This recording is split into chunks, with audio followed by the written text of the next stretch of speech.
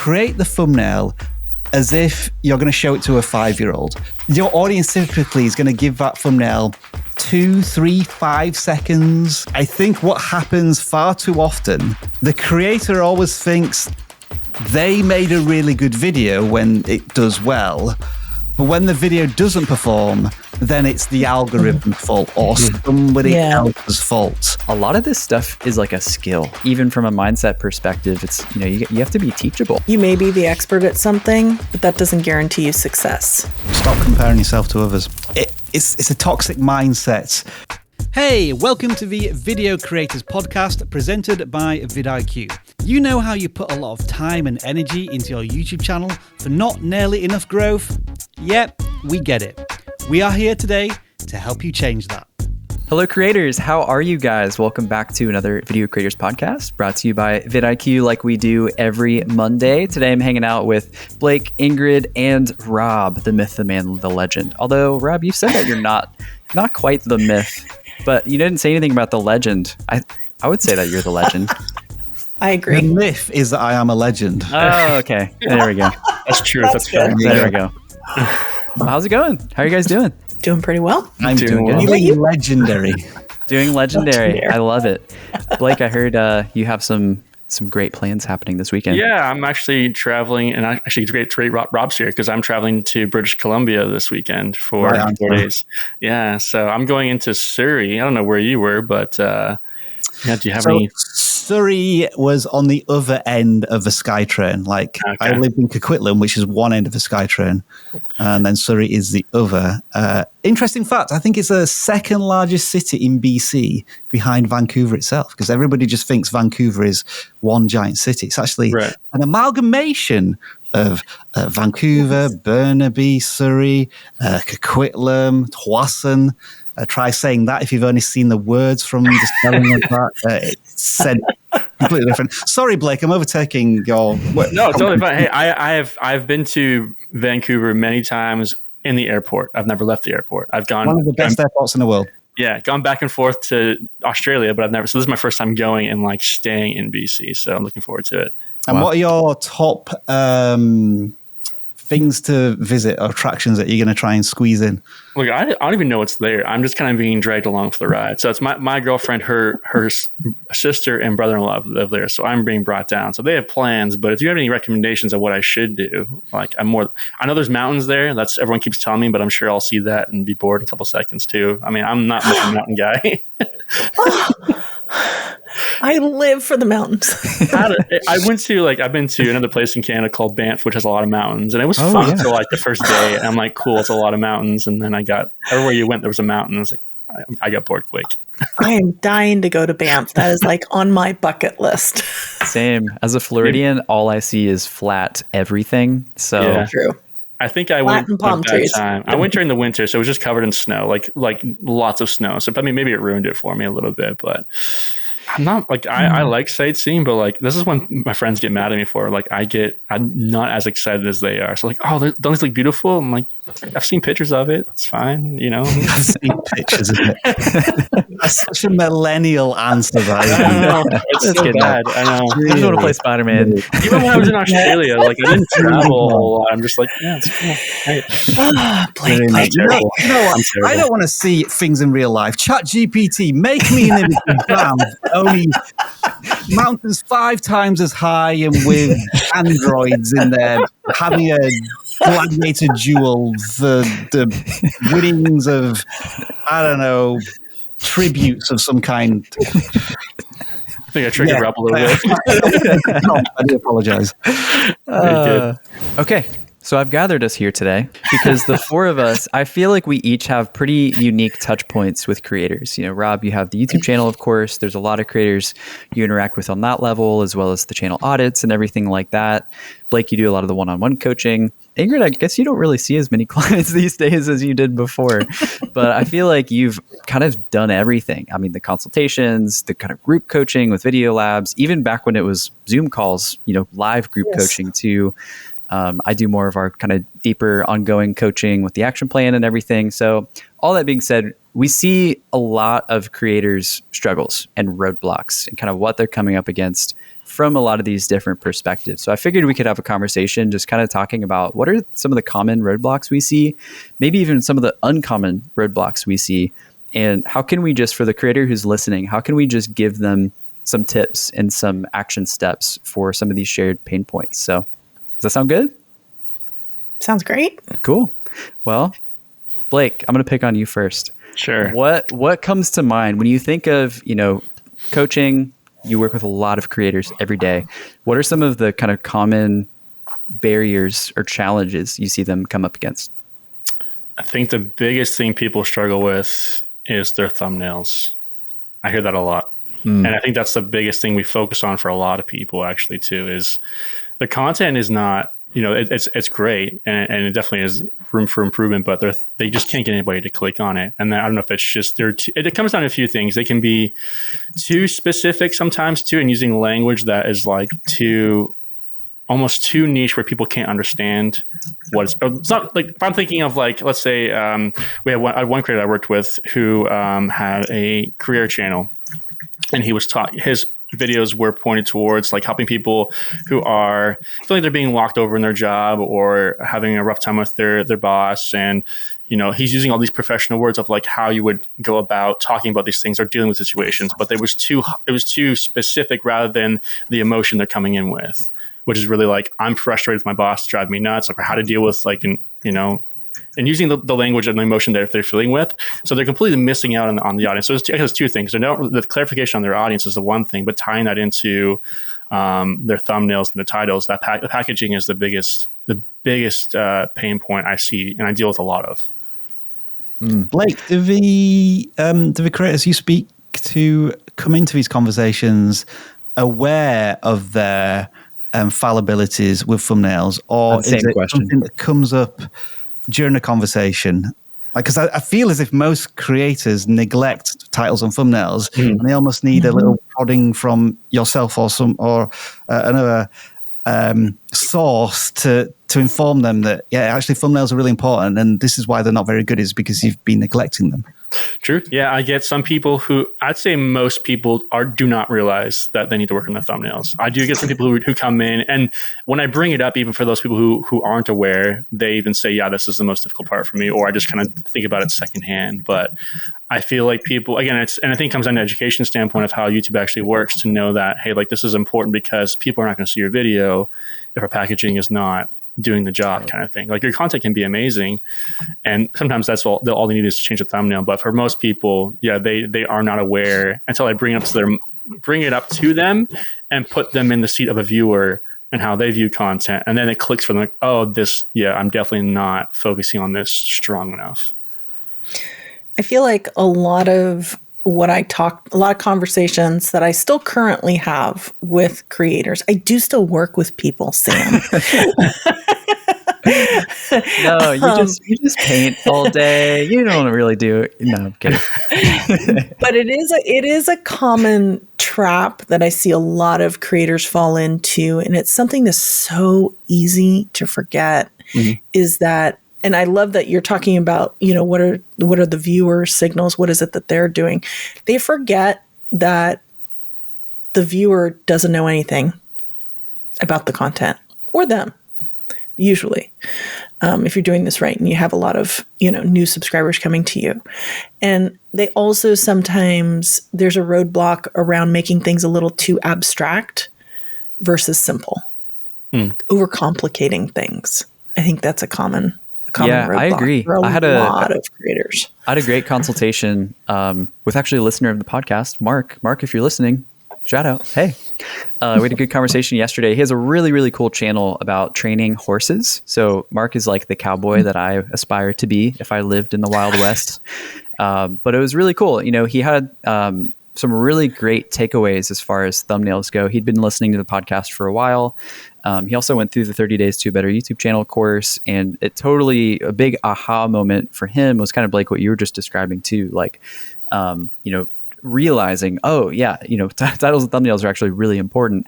How do I just simplify these? And then, like Ingrid, what you were saying, how do I show the context for this video? How do I give the context in the thumbnail visually? And so he just went super simple, and started, there's like, and I don't know anything about horses or horseback riding, but there's like particular knots that you really need to know how to tie right. And if you don't tie them right, like it can be pretty problematic for your horse. And so even just showing, like with a little bit of visual intrigue, but really doing more showing versus telling on these particular knots, as opposed to just kind of showing like an image, a full image of the horse. And there's not really much context there. Kind of focusing in on those particular knots was just immediately having big jumps for him in views. I mean, he's a very new channel, but just the first few times he started experimenting with that, he was starting to get a couple of videos get into the thousands of views, which is awesome for him. I think he was at about 100 or 200 subscribers when we were talking. So, I mean, already getting some big breakout videos just from a packaging perspective. It's really, really cool to see some wins from that, just like little small tweaks you can make. Hey, Sam, I've got a really important question for you, which is going to derail the conversation, but I need the answer to this. It's my favorite questions. If you have a collective audience, how do you address an individual like we just had then? Is it a podict or like, is it what do you call a member of the audience? This is such a good question I've never thought of before. A singular audience. Yeah. How would you change that? Because audience is audience. Potty person? Potty person. You broke the tension perfectly there. All right. If you are on YouTube watching this on YouTube, you've got to tell us what you think that name should be. And please don't say potty person. I'm so curious. Please. So, I mean, I'm in agreement with everything you've all said. On the flip side of this conundrum of being like just not very good thumbnails, we find sometimes that creators have really good thumbnails, but they are too clever. And there's too much of a stretch or a disconnect between one element of the thumbnail and the other. I'm trying to think of an example very recently where we were auditing a channel that was doing, I think, video essays on popular films, TVs, video games. And the thumbnail was something along the lines of, is Donkey Kong part of the mafia? And so they had Donkey Kong as a silhouette, and then the puppet hands from The Godfather as a silhouette too. And like, as I described that to you, it feels like there's so much of a disconnect there. It's like, how can I join those two things together? But the thumbnail itself was really nicely put together. And so Jeff said something which kind of resonated with me. And it's not trying to be insulting, but if you think along these lines, it kind of does make sense. Like, create the thumbnail as if you're going to show it to a 5-year-old. And the reason we're saying that is not because you want to insult your audience, it's because your audience typically is going to give that thumbnail 2, 3, 5 seconds of attention at most. And so it just needs to click immediately. So yeah, that's one of the more nuanced things I found about thumbnails. But like going back to the original Roadblock here, Blake, if we were to take this as a general conversation, like are there any, like your first go-to piece of advice to help with people struggling with thumbnails?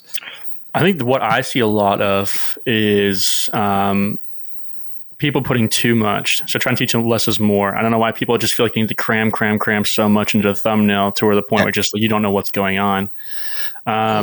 For me, I just try to I pull up examples to show them of, effective thumbnails, but also try to get them to see the difference between what they're doing and what the other channels are doing, so they can make that connection themselves. So I can tell them, hey, have a few items on there, maybe 3, have some focal points, really scale things in. But for me, I try to really show them, take a look at your thumbnails and look at this channel and this channel. What do you notice about these in comparison to yours? And a lot of times they come back telling me the things that I would have told them anyways, but I'm happy for them to see that. And then just putting them again in the view. I always try to put the creator in the viewing seat as much as possible. So I feel like as a creator, we forget that. Although we do it, we don't think about how we would view something as a viewer, but just we try to like, how do we get someone to click? And the answer's already there. Just put yourself where you were. So yeah, give them the examples, have them see it, but also put them in the viewer seat and ask them too, like grab your thumbnail, put it on the homepage or look at the homepage. Would your thumbnail stand out? Would it grab my eye? Because the first thing we need to work on is like, can we get someone to stop and just look at it? You know, making it communicate properly is one thing, but if we can't get them to stop in general, then we'll never be able to communicate anything to them. So one thing you said a little earlier, which I think is really interesting, is it sounds like this person is actually not super cognizant that their thumbnails need work. They're not necessarily going to you and saying, hey, Blake, I know my issue is my thumbnails. Help me fix them. They're probably coming to you with another question, and you are helping guide them to, okay, yeah, the thumbnail is probably one of the things that's going to help you with this issue. Maybe for the viewer listening who might have a bit of a blinder there and they don't realize that a thumbnail is something that's really going to help them. The potty person, yeah. The potty person listening right now. Please give us another suggestion in the comments. Not potty person. What are some of the questions that they're asking that you hear that, and as a coach, you were like, oh, okay, yeah, like it's your thumbnails that are really going to help. People just aren't clicking. I think it's the biggest thing. Yeah, the click-through rates are low. Their impressions are low as well too. Like the topic isn't broad enough. And that's just the first place I start. If I know their views are low and the click-through rate's low, it's like, okay, well, we need to start where the viewing session starts, which is the click. So it doesn't matter how good the content is. We can't get them to click in.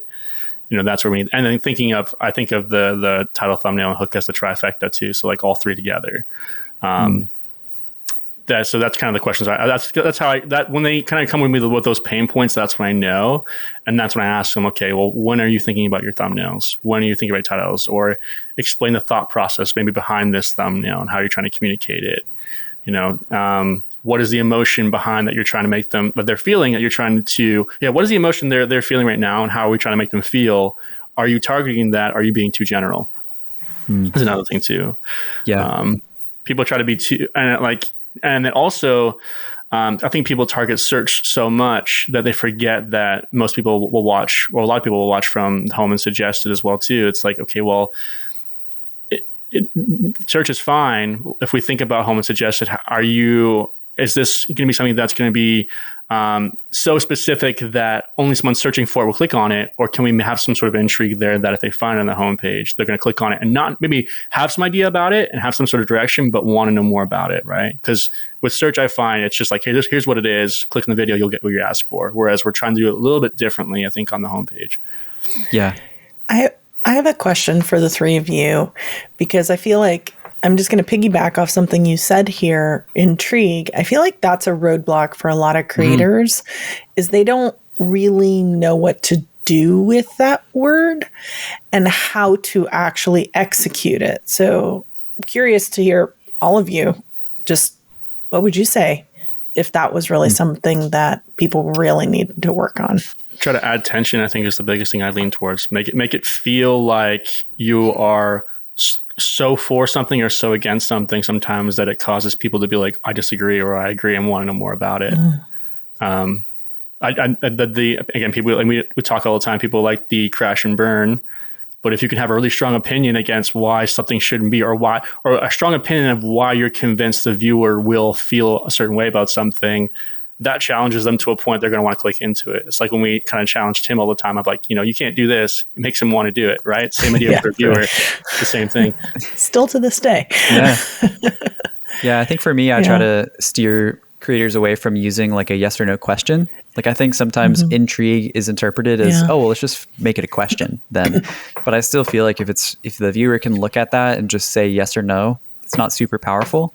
So I think of intrigue too as like almost like tension. I think tension's a good word, or kind of teasing, like don't show your whole hand in the title thumbnail. Like sometimes if it's a title that's like, the best investment strategy to earn you the most money, and then the thumbnail maybe just tells you what the strategy is, the viewer can kind of just be like, okay, well, I don't really need to click because I already knew about that, or something like that. There was actually a sports channel that they do all kinds of sports, but they were doing a football video. I think it was fantasy football, maybe like the top 4 teams that they were predicting would do the best or something like that. And they had all 4 of the logos of all 4 teams in the thumbnail. And it was kind of like, well, you're giving it away and there's not really a reason to click it now. What if you were to maybe show like 2 of them, but the other 2 they were blurry or like blacked out or something like that? You couldn't really tell what the logos were. Now you're kind of adding some tension or you're teasing it a little bit, where it kind of just forces the viewer to want to click because they need to figure out the answer to that question. So what do you guys do with like podcasting channels or like, niches where it's not so easy to create a visual? I can answer that. Thumbnail. What I used to do is throw it over to my co-host. So Blake. Oh, okay. You want me to answer? You've been nominated. What I was thinking about for podcasts. I think how can you use something in like words or a phrase or a small phrase or a sentence in the thumbnail that is from the discussion but doesn't give full context, but kind of like hints at it one direction. It's like almost misdirecting them a little bit.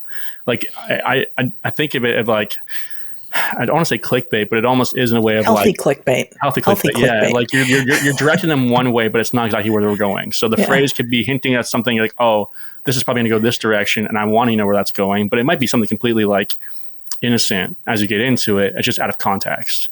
And I would use that to kind of use that in the thumbnail. In the thumbnail, maybe even same about the title wise too. I've seen like Colin Samir sometimes or other podcasters. It could be one topic of that discussion that hinted at it could be over a blanket statement, but it was again something intriguing as well too. But something they chatted about within there that again I don't want to answer right away. I would tease in the hook of like clips of them maybe talking a bit about it out of context. But I think for me, that's just what it is, just taking things out of context for the sake of the click. I have a thought. Oh, go ahead, Rob. What I found on occasion when we're doing channel audits is podcast channels almost don't know whether to stick or twist with the podcast itself, the show being the center of a packaging, or the guest and perhaps their struggles, challenges, achievements. I think there was one podcast recently which started with something on the lines of everything that was in focus, where my eye was drawn to, whether it be the thumbnail or the title, was the name of the podcast, the episode number, and maybe a title for that podcast, as opposed to really drilling into the success, challenge, failure, tension, the tease of a story. And it was really obvious because I think it was a channel which was like business and entrepreneurship. And they were talking to people who'd made tens of millions of dollars while being a working mum. Like that has real energy behind it for the viewer to get intrigued. But it started off with episode 63, the blank podcast. And by the time we got to the importance of a guest, it was like the second or third point element of a thumbnail and the title. And it was just such a missed opportunity. Yeah. It's almost like lack of focus, right? Yeah. Just even thinking about a thumbnail yourself visually, it's the same for like a title in that respect was my takeaway there. Yeah. I have an interesting thought. I'm curious what you guys think, if you agree or disagree or see other things. But I almost feel like with podcasts, having the context of even like showing a microphone in the image helps sort of give the context for the viewer of what they may be clicking into. There's actually a channel I'm working with right now where they have this really nice studio set, and the 2 co-hosts, it's set up like a podcast.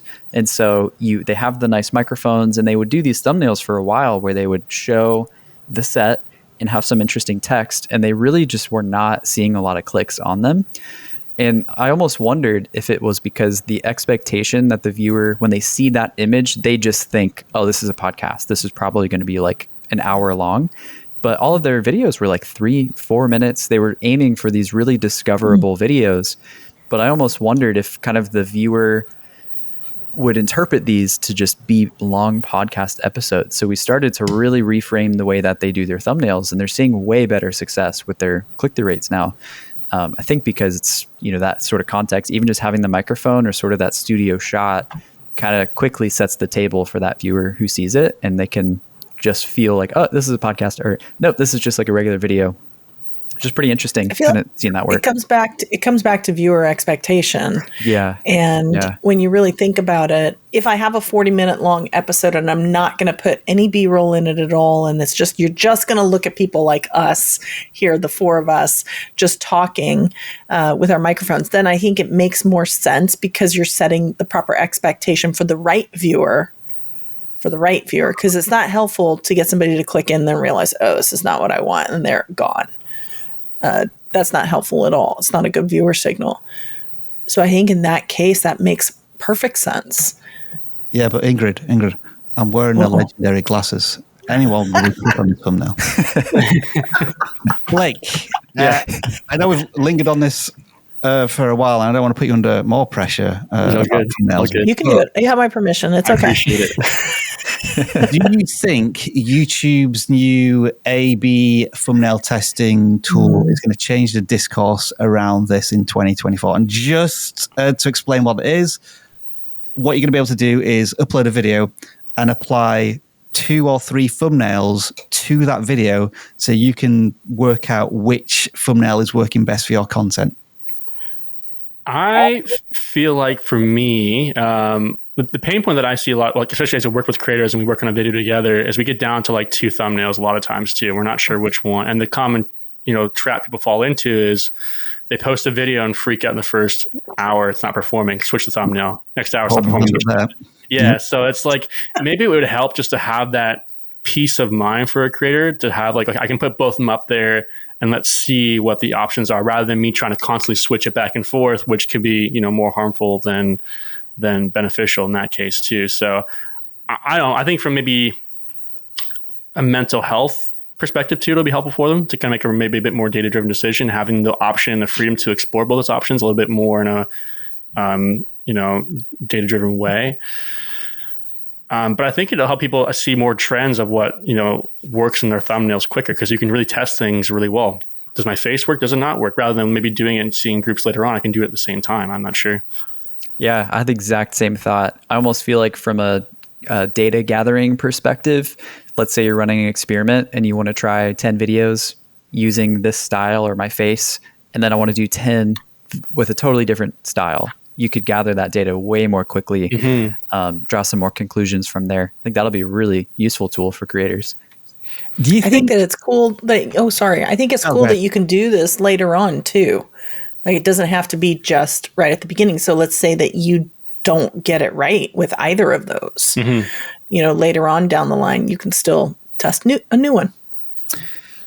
Do you think there's a hidden danger with YouTube making this tool widely available? And what I mean by that is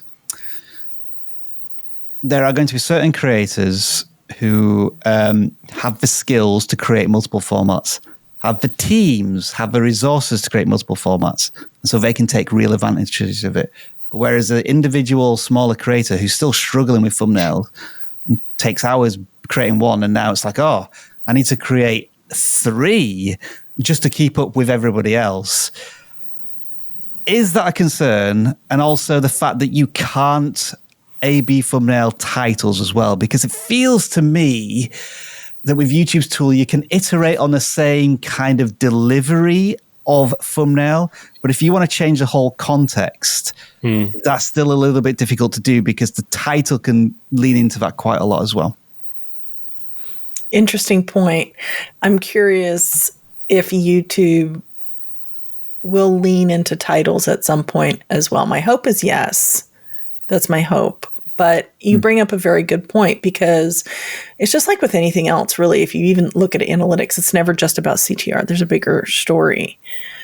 So we're not fully getting the story with just looking at thumbnails. Well, YouTube, remember, they're not going to measure this tool by CTR. It's through watch time, which is curious. That's the way I'm going to describe it. Yeah. It's interesting. There's a half of me that wonders if it would be harmful, like Blake, what you were saying, harmful for a creator's mental health, of kind of like, man, one thumbnail was hard enough to make. Now I got to make 3, and they would kind of burn themselves more doing that. But I feel like the majority of creators we work with, they don't really, usually it's like, well, we've shot the video and I'm scrambling because I need a thumbnail. I'm just going to put it out. Yeah. Like I'm curious actually how many people will use the tool. I think if you really look at this long term, I think it's a more positive thing in that scenario, because I think it'll get people thinking about it a little bit differently. And I think that anytime you do that, that's a positive thing. Whereas it feels, if I have to all of a sudden, not have to, but if I realize, oh, I have the opportunity to do up to 3, oh, well, now I actually have to think about what it is that I'm going to do. At least that's the hope. I think it would force people to make more thumbnails than just one. That's the case. Even to make 2 is better than making just one and hoping and guessing kind of thing, right? So, or just thinking about what's the difference between the 2 and why. Yeah. Here's what I reckon YouTube should do, right? So when somebody's uploading a video and they're scrolling down the title, the description, and they've uploaded a thumbnail, and then they get down to a tag box and then they click on tags, there should be a big pop-up warning sign that says, are you sure you want to fill this box out? Instead, why don't you spend some time making a second thumbnail? That's a good idea. YouTube, you listening? We know you watch. No, this is good. I think there's so much that we could say about titles and thumbnails. I don't want to get too stuck here because I think there's a lot of problems that creators run into. Titles and thumbnails usually are a huge one because it's just, I see that as like the front door of your content. But I'd love to maybe move into some other just common problems you see. Rob, I would be really curious to hear your perspective, being in how you're interacting with creators. I would imagine the majority of challenges you hear about are in the YouTube comments. Is that right? Or do you hear from other places too? Yeah, comments definitely on the live stream through Super Chat and stuff. So this is going to start with complete clarity, and then I'm probably going to really complicate this. The word I will start with is accountability. So what do I mean by that? YouTube is a fantastic place to be creative and to build whatever you want as a creator, because ultimately you are in control of 100% of the decisions on your channel. And I think that freedom is what brings so many people to the platform. But at the same time, you have to be accountable for all of those decisions that you make. And I think what happens far too often, and Todd put this a good way, the friendly neighborhood YouTube employee, I think he calls himself, is the creator always thinks they made a really good video when it does well. But when the video doesn't perform, then it's the algorithm's fault or somebody else's fault. Or it's luck.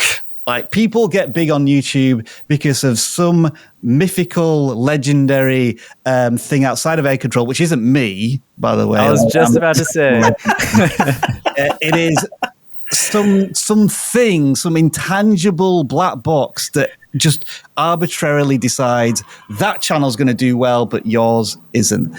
And so we see that a lot. Like, we make videos about how we think the algorithm works and like replace algorithm with audience, and you'll see at least half a dozen comments that are, yeah, but it's just luck at the end of the day, isn't it? Or like, I've done everything you said, and I'm still not getting any views. It must be the algorithm's fault.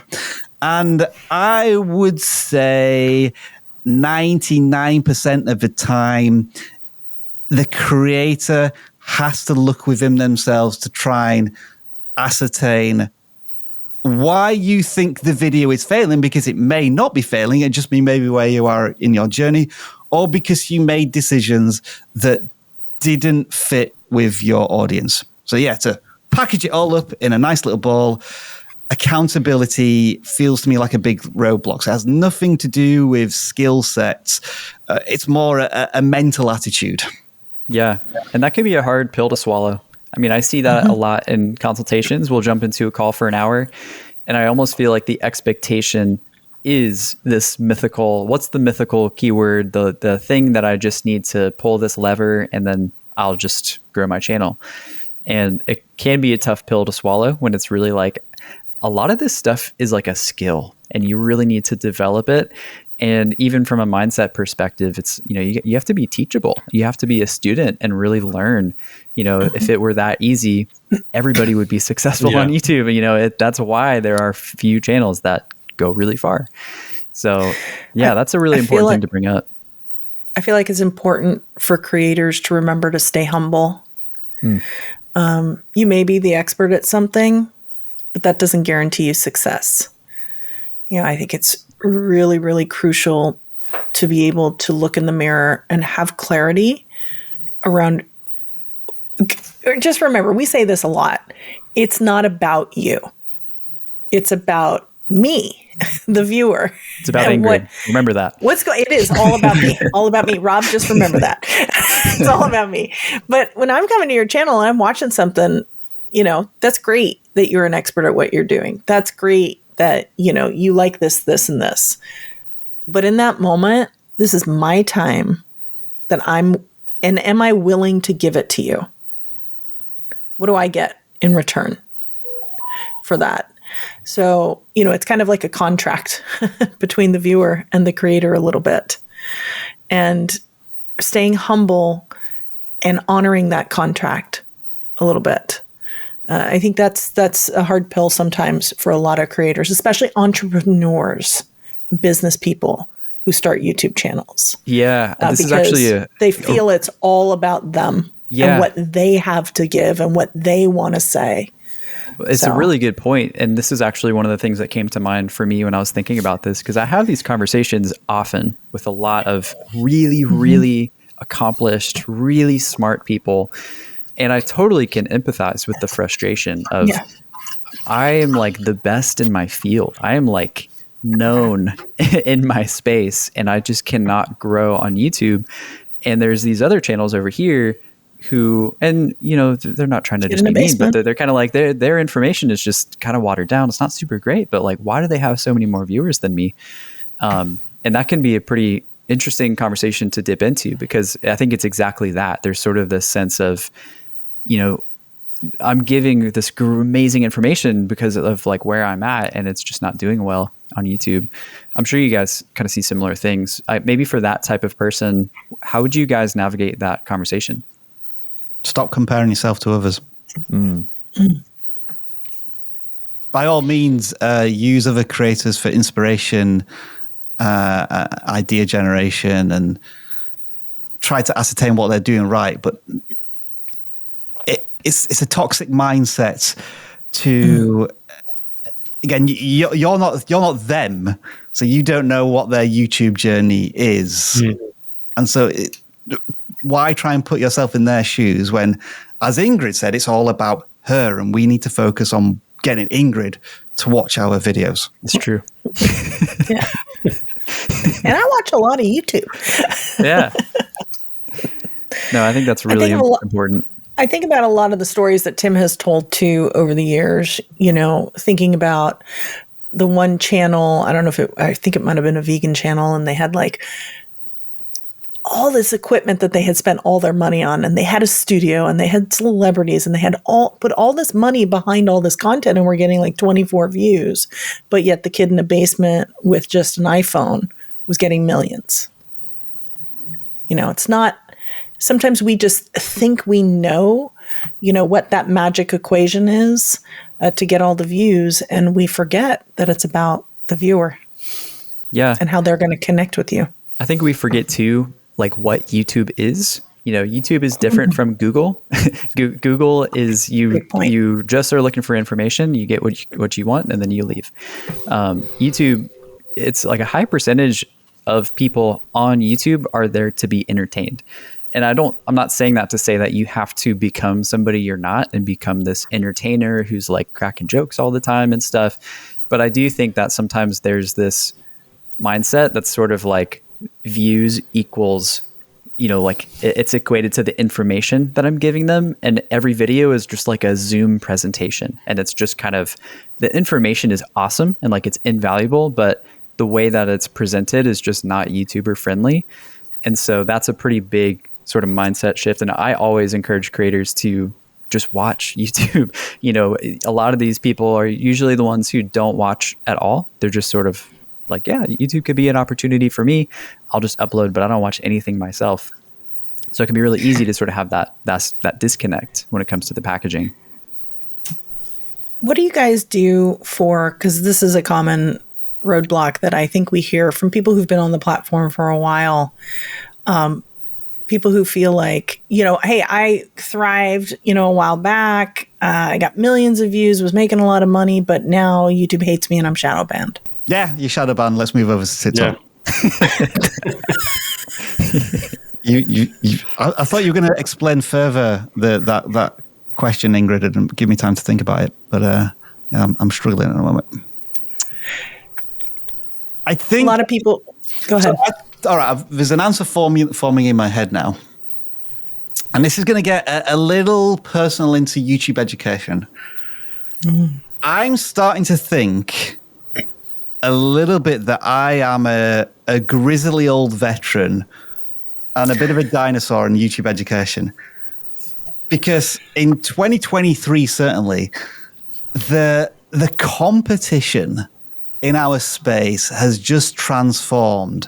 Like, there's so many young creators, often faceless channels, coming out with YouTube education, which is phenomenal. Like, the editing is on a different level. The personalities, the charisma in front of camera.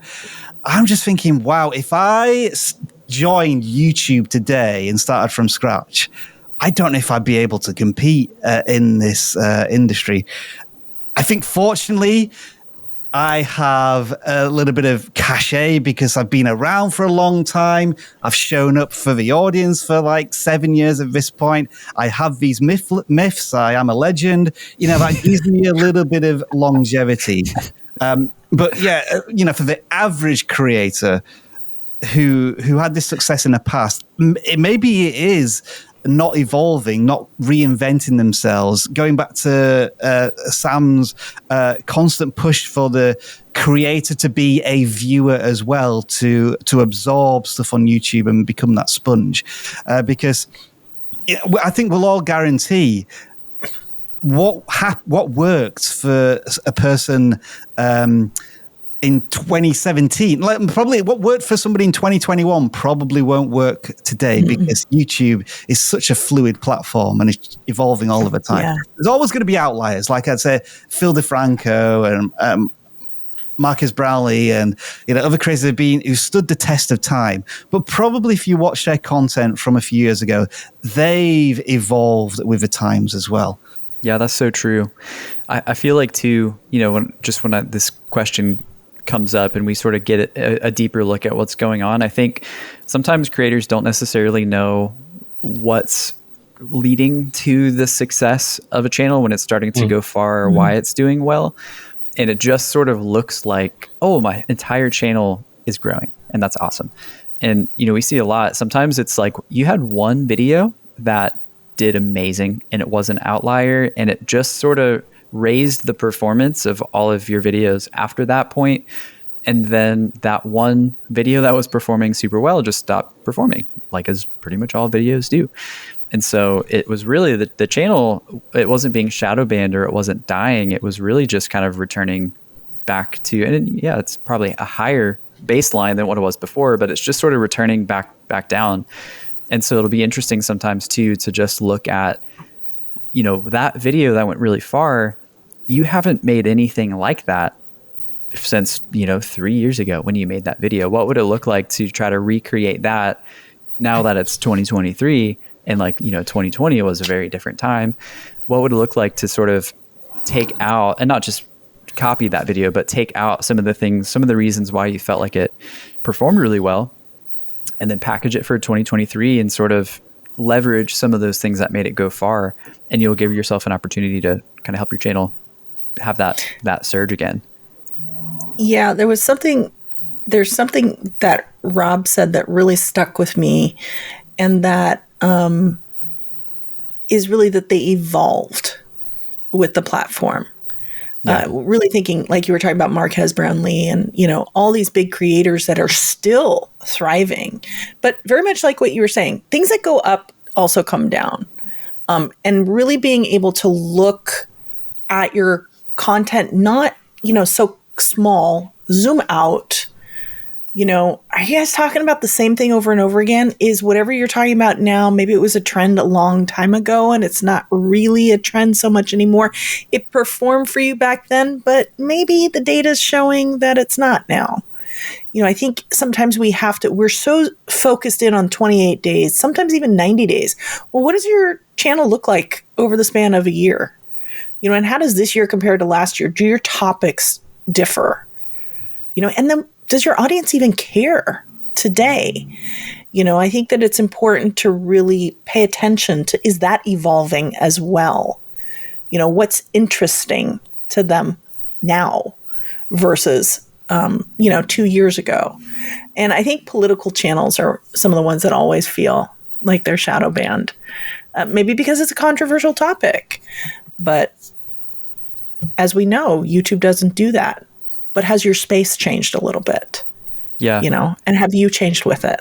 Well, even something like that too, if your channel revolves very heavily around seasonal things or particular trending topics, that gets a bit tough if there isn't much of a connection point with you as the creator. It's sort of like your success is determined by either the guest you have on your show or the time of the year, whatever that might look like.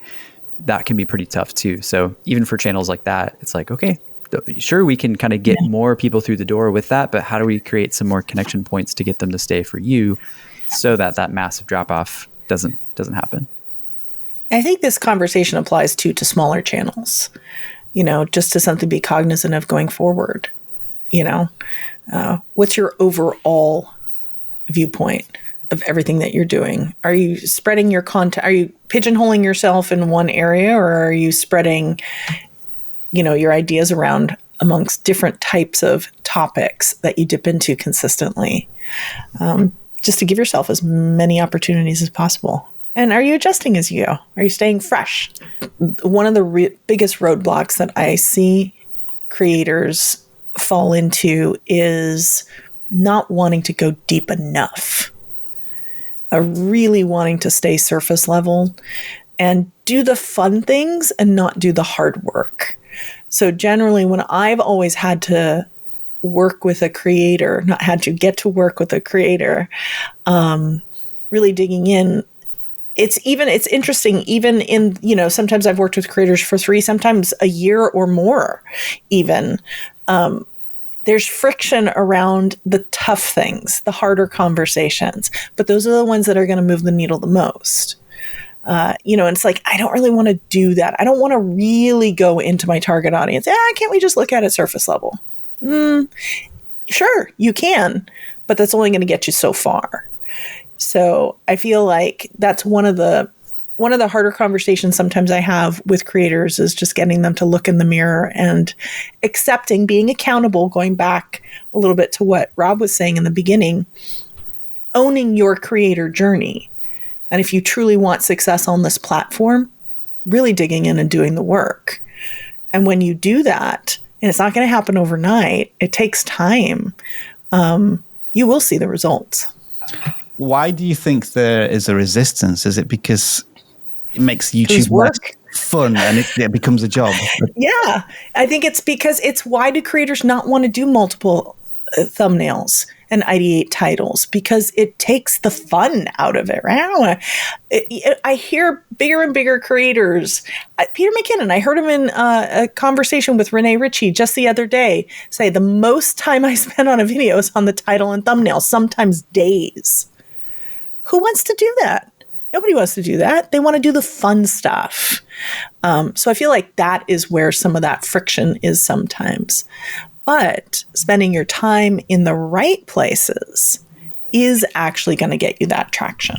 Another point of friction with that I run into sometimes, I'm sure you guys do too, it's tough when you have somebody sort of telling you what to do. I think especially when it's a deeper thing, I'm thinking of like, we talk about target audience a lot. We talk about value proposition a lot, like really important things that are just they're difficult. It's hard, and it takes a lot of mental work as a creator to sort of discern those things and think about them and make some of those decisions. And it's hard as a creator to feel motivated when it's like a new concept or someone's just telling you to do it. Like a lot of times when we're kind of having deeper conversations around these things and the creator sort of has the light bulb moment to realize why this is an important thing, usually there's less friction and they're much more motivated when they see the value of why that's important. So I see that sometimes too. And I guess that's harder from maybe, and I'm thinking of like the YouTube comments for you, Rob, or maybe even some of the one-on-one coaching. Well, no, I guess you get a lot of touch points with one-on-one coaching. Maybe more the YouTube comments. It's harder to sort of go deeper when you can't really have the back and forth conversation with them as easily. I think everybody starts out on YouTube, or a lot of creators start on YouTube with this idea of, I have this platform where I can reach an audience for free and I can do it about something I'm really passionate about and have immense fun doing it. But at some point, usually within 6 to 12 months, there's that crossover point from, this is cool, this is fun, I'm maybe starting to earn a little bit of ad revenue, or this sponsor's reached out to me and they may pay me to make some content. Oh, wow, I can actually turn this, the thing that I love doing, into a job. And perhaps it's at that moment where the creator has to realize that there's going to be more, accountability, responsibility that comes into it to make it sustainable.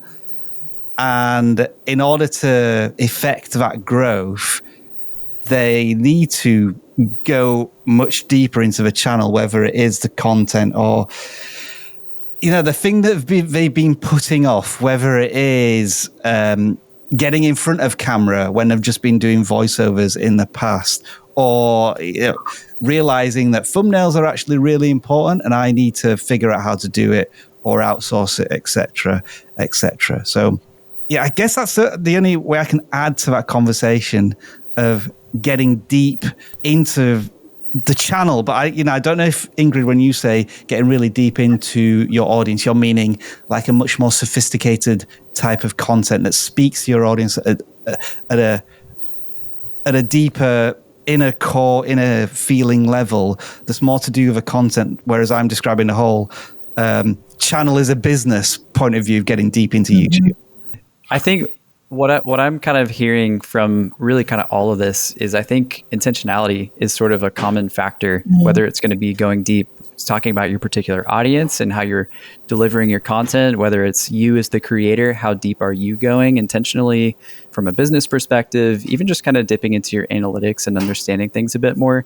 I think there's, a lot of intent that can help you move forward in the best ways possible, even with titles and thumbnails, stuff we talked about with that too. I think just getting intentional and really kind of leaning into some of these key aspects we've talked about really can help you sort of navigate some of these roadblocks and help you put your best foot forward. If any of these roadblocks seem to resonate with you and you're feeling like, yeah, I'm struggling with a lot of these things and I just need someone to help me, guide me along the way, there's a lot of amazing vidIQ coaches that we have here in the one-on-one coaching team who are more than happy and honestly super excited to get to know you, hear your story, take a look at your channel and help you figure out how to overcome these roadblocks. There's a lot of goals I know you guys have with your channels on YouTube, and we'd love to be a part of the journey on helping you get there. So if that's something you're interested in, please go to get.vidiq.com to register there.